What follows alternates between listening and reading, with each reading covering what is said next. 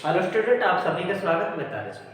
आज हम बात करते हैं बीए पार्ट फर्स्ट और सेक्शन वी के अंतर्गत जो हमारा टॉपिक चल रहा था वो है सोशल ग्रुप अर्थात सामाजिक समूह। तो सामाजिक समूह के संबंध में हमने परिभाषा और परिभाषा के बाद में इसकी विशेषता परिभाषा में एक बार पुनः चर्चा करते हैं परिभाषा के संबंध में। और उन्होंने आर्गन और निम्कोन ने बताया जब दो या दो से अधिक व्यक्ति सामाजिक समूह के अंतर्गत, तो निम्कोन ने परिभाषित बहुत अच्छी तरह से दी है, अर्थात जब दो या दो से अधिक व्यक्ति आपस में एक दूसरे से मिलते हैं, प्रभाव डालते हैं, अंतःक्रिया करते हैं, तो वहाँ सामाजिक समूह का निर्माण होता है। तो सामाजिक समूह के लिए सदस्यों का होना अति आवश्यक है, अर्थात जब दो या दो से अधिक व्यक्ति आपस में एक दूसरे से मिलते हैं, एक दूसरे से अंतःक्रिया करते हैं, एक दूसरे पर प्रभाव डालते हैं, अर्थात सामाजिक संबंध बनाते हैं, तो वहाँ समूह का निर्माण होता है। और ये सामाजिक समूह किसी समाज या समुदाय इत्यादि के अंतर्गत पाए जाते हैं। लेकिन विशेषताएं यहाँ पर हमने बताई थी कि सामाजिक समूह के लिए सबसे पहली है व्यक्ति होना अति आवश्यक है, अर्थात दो या दो से अधिक व्यक्ति होना अति आवश्यक है किसी समूह के निर्माण के लिए। बाद में उन्होंने बताया था कि कार्य का विभाजन, ऐच्छिक सदस्यता, स्थायित्वता, संबंध, जागरूकता, ढांचा, नियम, कार्य प्रणाली इत्यादि सामाजिक समूह के लिए आवश्यक हो विशेषताएं। लेकिन अब हम बात करते हैं कि सामाजिक समूह के प्रकार। यहाँ पर सामाजिक समूह के प्रकारों के विषय में हमने पूर्व बताया था कि सामाजिक समूह कई प्रकार के होते हैं, जैसे कि संख्या के आधार पर जॉर्ज समेल, होमस और जॉनसन ने बताया था कि सामाजिक समूह संख्या के आधार पर दो प्रकार के होते हैं, एक छोटा समूह, एक बड़ा समूह, अर्थात एक लघु समूह और एक बृहद समूह। जिनकी सदस्य संख्या अधिक होती है वो बृहद समूह, जिनकी सदस्य संख्या कम होती है वो लघु समूह कहलाते हैं। उसके बाद उस लघु समूह के अंतर्गत जो सदस्य संख्या कम होती है, आकार छोटा होता है, लेकिन संबंध में घनिष्ठता पाई जाती है और संबंध दीर्घ अवधि तक चलते हैं क्योंकि वो छोटे होते हैं। इसलिए प्राथमिक के समूह की प्रमुख जो विशेषता है वो लघु समूह के अंतर्गत ही आती है। अब हम बात करते हैं बृहद समूह जो द्वितीयक समूह कहलाता है। यहाँ पर जिनकी सदस्य संख्या अधिक होती है, संबंधों में घनिष्ठता कम पाई जाती है, संबंध लघु अवधि तक चलते हैं, वो हमारे लिए द्वितीयक समूह कहलाते हैं। लेकिन ये तो था संख्या के आधार पर छोटे समूह और बड़ा समूह। बाद में हमने बताया था औपचारिकता के आधार पर औपचारिक समूह और अनौपचारिक समूह होते हैं, सदस्यता के आधार पर सदस्यता समूह और गैर सदस्यता समूह, और इसके बाद में हमने प्रकार्य के आधार पर भी बतलाए थे। हाँ, समनर ने एक बहुत अच्छा दिया था कि हम की भावना के आधार पर समनर समूह को दो भागों में विभाजित किया है, एक अंत समूह और एक बाह्य समूह। इसके साथ साथ एक और है आकांक्षा या फिर संदर्भ समूह। तो संदर्भ समूह के बारे में हमने पूर्व बताया था कि वह समूह जिसके हम सदस्य तो नहीं लेकिन सदस्य बनने की उम्मीद करते हैं वह संदर्भ समूह कहलाता है, जिसका उल्लेख सर्वप्रथम तो किया था हाइमन ने, लेकिन बाद में समाजशास्त्र दृष्टि से इसका जो विस्तार किया था वो किया है आर्किमेडीज ने। अर्थात आर्किमेडीज के अनुसार संदर्भ समूह वह समूह है जिसका कोई भी व्यक्ति सदस्य तो नहीं है लेकिन सदस्य बनने की उम्मीद करता है, आशा करता है, आकांक्षा रखता है, ऐसे समूह को हम संदर्भ समूह की संज्ञा देते हैं।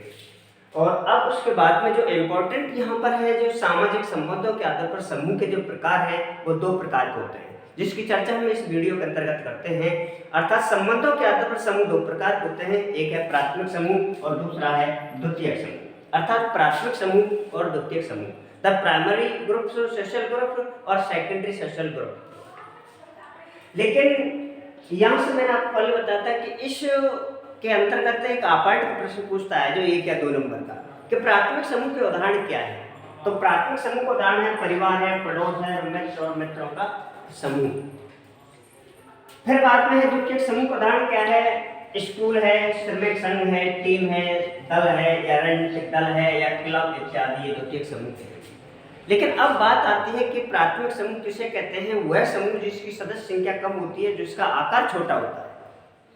वह समूह जिसकी सदस्य संख्या कम होती है, जिसका आकार छोटा होता है, संबंध दीर्घ अवधि तक चलते हैं, संबंधों में घनिष्ठता पाई जाती है, संबंध साध्य होते हैं, संबंध सामान्य होते हैं, संबंध व्यक्तिगत होते हैं, ऐसे समूह को हम प्राथमिक समूह की संज्ञा देते हैं। और इसके जो विपरीत विशेषता रखता है उसको हम द्वितीयक समूह की संज्ञा देते हैं। अर्थात जिनकी सदस्य संख्या बड़ी होती है, अधिक होती है, आकार बड़ा होता है, इनके संबंध में घनिष्ठता कम पाई जाती है, संबंध लघु अवधि तक चलते हैं, तो ऐसे समूह को हम द्वितीयक समूह की संज्ञा देते हैं। अर्थात टच और गो, छुओ और जाओ, अर्थात किसी विशेष उद्देश्य की पूर्ति के लिए बनाए जाने वाले जो संबंध होते हैं वो द्वितीयक संबंध कहलाते हैं या द्वितीयक समूह कहलाते हैं। अब हम बात करते हैं कि प्राथमिक समूह की परिभाषा।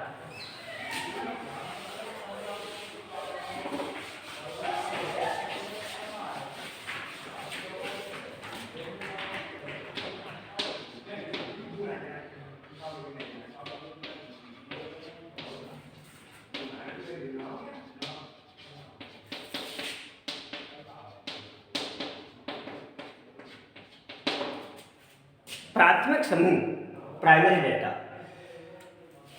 उसमें सबसे पहली बात जो कूले ने प्राथमिक समूह का उल्लेख,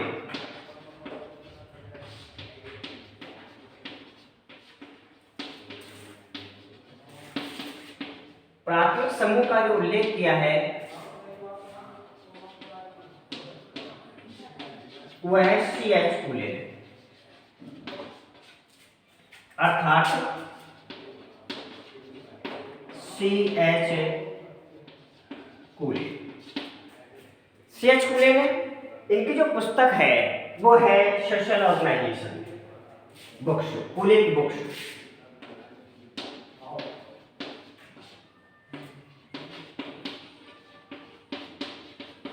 सोशल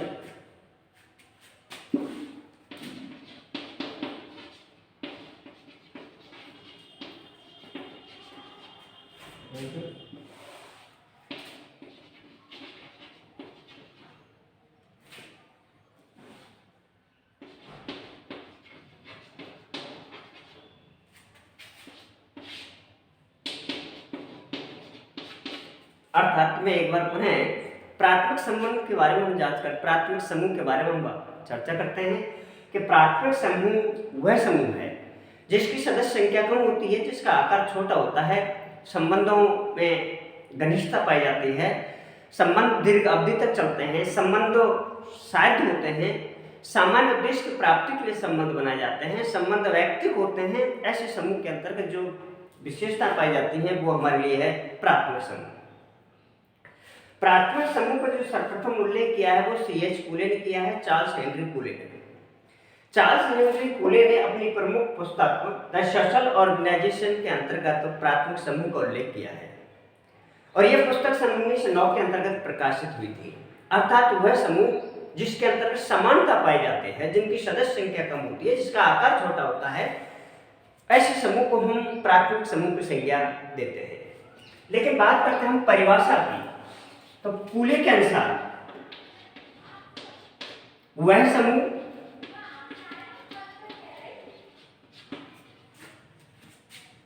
जिसका आकार छोटा, सदस्य संख्या कम, छोटा,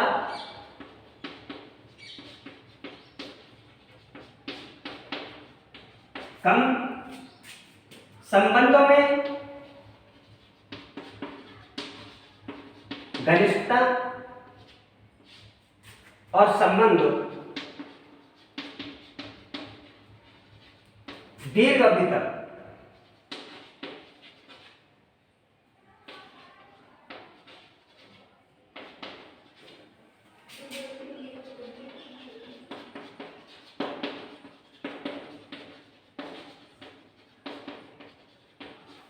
प्राथमिक समूह कहलाता है। फेयरचाइल्ड कह रहा है कि प्राथमिक समूह जिसकी सदस्य संख्या 2 से 50-60 तक होती है और संबंध में घनिष्ठता होती है वो हमारे लिए प्राथमिक समूह कहलाता है। लंडवर्थ कहता है जब 2 या 2 से अधिक व्यक्ति आपस में एक दूसरे से मिलते हैं, प्रभाव डालते हैं, जिनकी संबंधों की अवधि अधिक होती है, संबंध सामान्य होते हैं, वो हमारे लिए प्राथमिक समूह कहलाता है। तो इस आधार पर हम बात करते हैं कि प्राथमिक समूह को जो सर्वप्रथम उल्लेख किया वो चार्ल्स कूले ने किया और चार्ल्स कूले की जो प्रमुख है द सोशल ऑर्गेनाइजेशन है। सोशल ऑर्गेनाइजेशन के अंतर्गत प्राथमिक समूह का उल्लेख किया लेकिन द्वितीयक समूह का नहीं। हाँ, ये जरूर है कि द्वितीयक समूह का जो माना है वो ह्यूमन्स और डेविस्ट है, अर्थात दो समूह जो प्राथमिक नहीं है वो द्वितीयक समूह होगा। इस बात की चर्चा चार्ल्स फूले ने भी की है।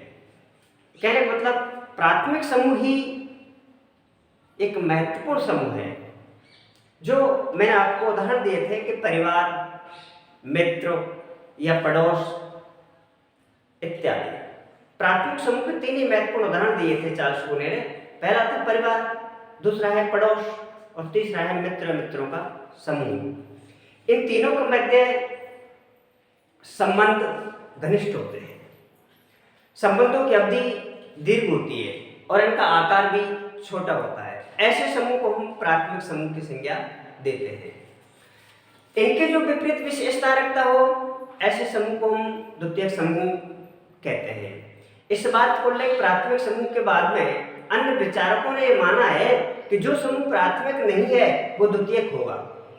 इन मानने वालों में एक तो ह्यूमन्स और डेविस प्रमुख हैं, जबकि प्राथमिक समूह का कूले ने केवल प्राथमिक समूह का उल्लेख किया है, द्वितीयक समूह का उल्लेख नहीं किया। इसके बाद हम जब बात करते हैं परिभाषा की,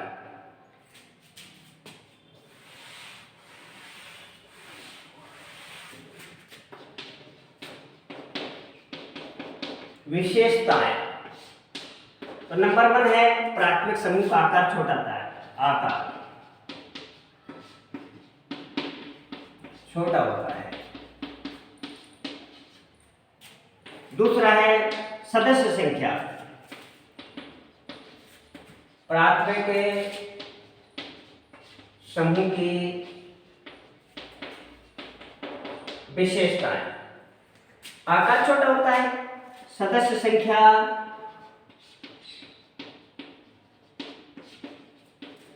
कम होती है, संबंध दीर्घ अवधि तक चलते हैं।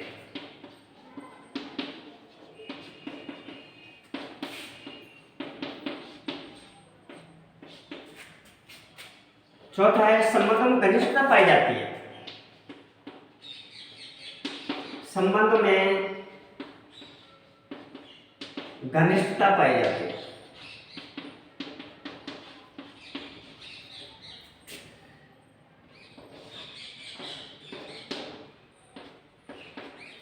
संबंधों में घनिष्ठता पाई जाती है, संबंध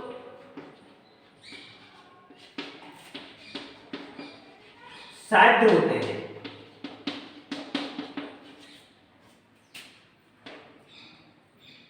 संबंध दीर्घ अवधि तक। छठा है स्वतः विकास,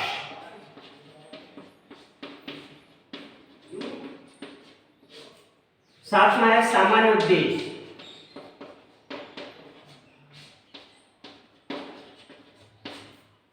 आठवां है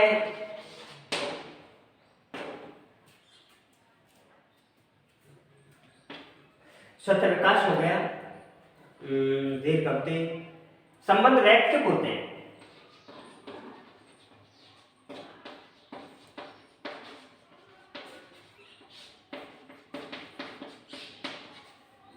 संबंध वैयक्तिक होते हैं।